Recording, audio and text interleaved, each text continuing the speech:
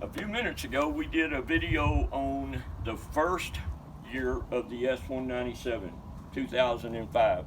Well, it just so happens that we also have the last year of the S197, 2014. Quite a bit of difference in these two cars. You know what? It's really hard to believe. It's been 20 years since this car first hit the road. It seemed like yesterday to me. And I really always liked the Mustang. When I was in high school, the 67, 68, 69s were real plentiful for younger kids back then because, you know, when I was 16, I was in the 70s. So there were a lot of them around. And I hated when they changed the style of the Mustang. I never liked the 80 and 90 style Mustangs. So I was really happy to see this year come back, or one that was real close to the fastback in the pony car. So this car, I just happened to get it because one of my son's best friends had it, and he put it up for sale, and I bought it. I thought the price was right, and I knew the car was good. I've known this car, and I've known him for a long time. So, my son knew him all his life. So, he always took care of everything he ever had. So, the differences in these two cars, even though they're both S197s, is like night and day. Because this one, as most people know, has the 5.0 Coyote motor, and it's the Gen 1. And this one, I think, was 420 horsepower because it was the third year of the 5.0. And they upped it a little each year as they went along. And it was 420 horsepower to the crank, which I think was about 362 horsepower. Had an airplane coming over.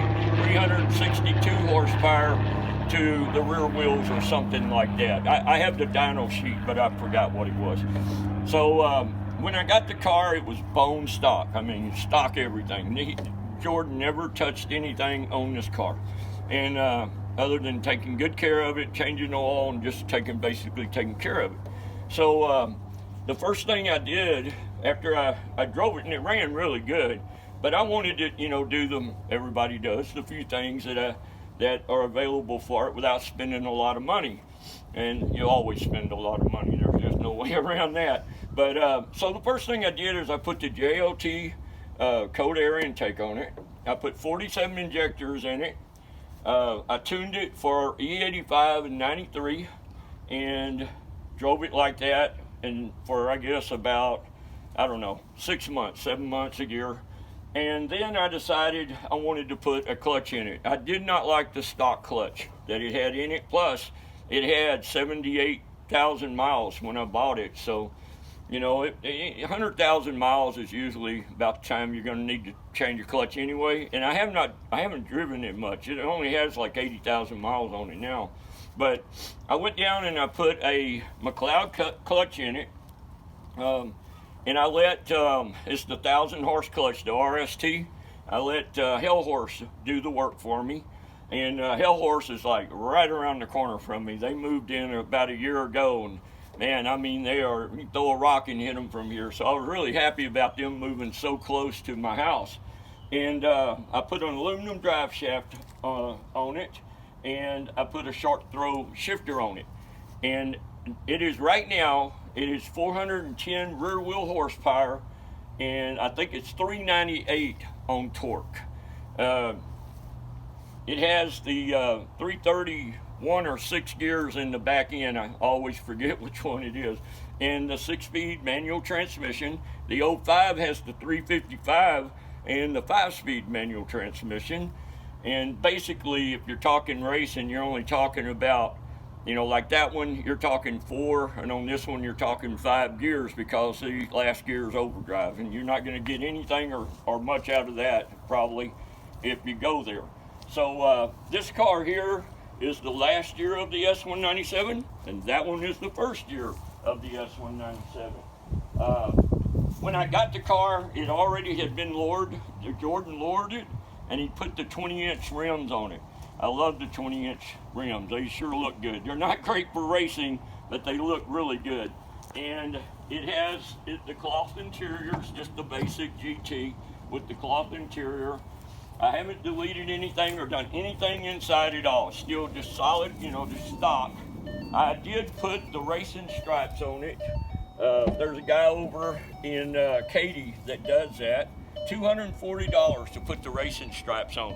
Man, that's hard to beat. That's a great deal.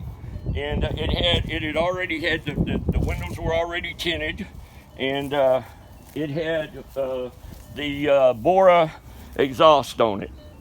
And I'll crank it up and let you hear it here in a minute. The one thing I did do is I didn't think the brakes were that great, and I did put the power stop brakes on it and lower and upper control arms on it. I also forgot to say that I have lower and upper control arms on the 05. I think I said I did the suspension. I did so much suspension work on that one that I can't remember everything I did, but this one has the lower and upper control arms and the panhard bar on it, and that one does too. It has a panhard bar. So let me crank it up and let you hear how this one sounds compared to the 05.